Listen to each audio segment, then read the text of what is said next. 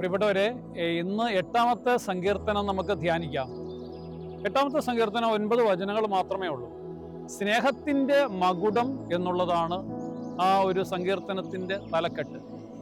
ഇത് വാസ്തവത്തിൽ ഒരു സ്തുതിയുടെ സങ്കീർത്തനമാണ്. പ്രപഞ്ച സൃഷ്ടിയുടെ മഹത്വം ഏറ്റുപറഞ്ഞ് ദൈവത്തെ സ്തുതിക്കുന്നതാണ് ഈ സങ്കീർത്തനം. ആകാശത്തിലെ ചന്ദ്രതാരങ്ങളും പക്ഷിമൃഗാദികളും ഭൂമിയിലെ സകല എല്ലാ കാര്യങ്ങളും ദൈവത്തെ സ്തുതിക്കുന്നു എന്നുള്ളതാണ്. ഈ ലോകം മുഴുവനും ദൈവത്തിൻ്റെ മഹത്വത്തെ പ്രകീർത്തിക്കുന്നു.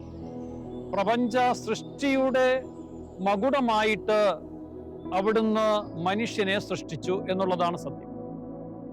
അങ്ങനെ ആകുമ്പോൾ ചരിത്രം എന്ന് പറയുന്നത് ദൈവത്തിൻ്റെ കരങ്ങളിലാണെന്നും ദൈവം മനുഷ്യന് നൽകിയ ആധിപത്യം പ്രപഞ്ചത്തിന്റെ നാഥനായിട്ടുള്ള ദൈവത്തെ മഹത്വപ്പെടുത്തുന്നതിനാണെന്നുമാണ് സങ്കീർത്തകൻ വിവരിക്കുന്നത്.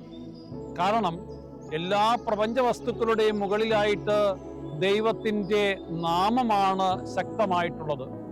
ദൈവത്തിൻ്റെ നാമം എന്നത് ദൈവത്തിൻ്റെ വ്യക്തിത്വം തന്നെയാണ്, വ്യക്തിയായിട്ടുള്ള ദൈവമാണ്. മനുഷ്യൻ ദൈവത്തെ മാർഗമായിട്ടെടുക്കുകയും ദൈവത്തെ നിരന്തരം സ്തുതിക്കുകയും ചെയ്യണം എന്നുള്ളതാണ് സത്യം. അപ്പോൾ മാത്രമാണ് അവന് വിനീതമായിട്ട് ജീവിക്കുവാനായിട്ട് കഴിയുന്നത്. നമുക്ക് പ്രാർത്ഥിക്കാം. ദൈവമേ, അങ്ങ് മനുഷ്യകുലത്തെ സൃഷ്ടിച്ചു, അങ്ങ് രാജകീയമായിട്ടുള്ള പൗരന്മാരാക്കി മനുഷ്യനെ മാറ്റി. അങ്ങയുടെ എല്ലാ സൃഷ്ടിജാലങ്ങളെയും സ്നേഹത്തോടെ ഭരിക്കുന്നതിന് അങ്ങ് ശക്തി നൽകണമേ.